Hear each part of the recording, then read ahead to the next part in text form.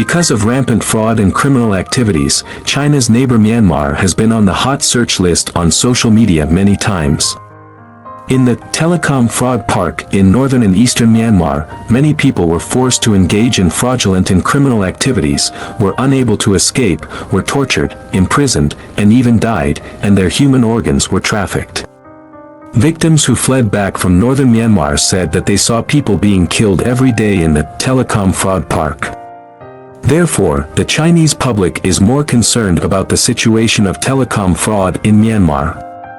In order to combat fraud and criminal activities in Southeast Asia, in August this year, China, Myanmar, Thailand, and Laos launched a joint special operation.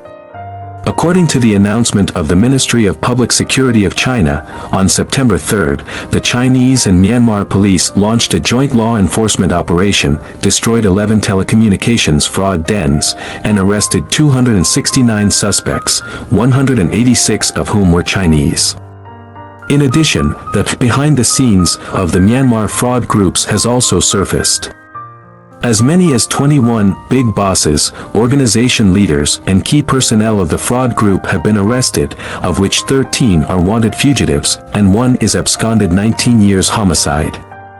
Although the joint law enforcement activities of the Chinese and Myanmar police have achieved great success, the fraud situation in Myanmar is still very serious. There are many reasons why Myanmar can be called a gathering place for telecom fraud groups.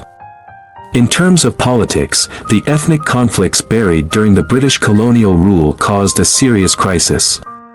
Coupled with the closed geographical environment, hundreds of local armed forces emerged in Myanmar, which intensified political contradictions and conflicts. These factors provide soil for fraudulent criminal activities. In addition, after the military coup in Myanmar in February 2021, the domestic situation in Myanmar has become more chaotic, making it more difficult for the police to enforce the law. Because the northern part of Myanmar is close to China, and the language, culture, and living customs are close to China, many Chinese criminal groups have fled here. According to relevant United Nations statistics, there are at least 120,000 fraudsters in Myanmar. It is worth mentioning that in Southeast Asia, there are nests for telecom fraudsters in many countries. In addition to Myanmar, Cambodia's fraudulent activities are also very serious. There are about 100,000 fraudsters in its territory, which is comparable in scale to Myanmar's telecom fraud. Moreover, Cambodia is also the main birthplace of telecom fraud in Southeast Asia. Telecom fraudsters have been active since 2010, and their gathering places are mainly distributed in Phnom Penh, Sihanoukville, and other places. Fraudsters started from Cambodia and fled to Myanmar, Laos, Thailand, and other places.